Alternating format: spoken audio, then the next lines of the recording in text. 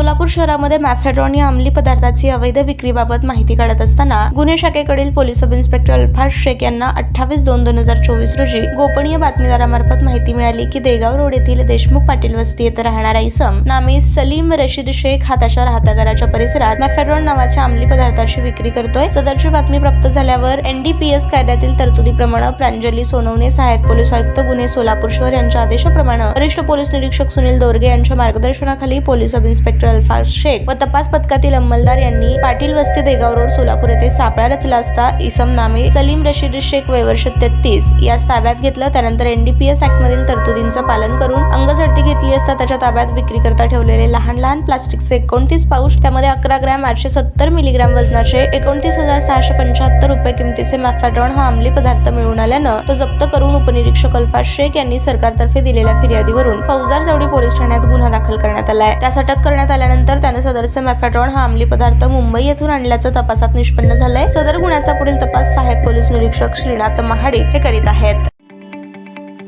ताज्या बातम्या पाहण्यासाठी प्राईम महाराष्ट्र न्यूज चॅनलला सबस्क्राईब करा।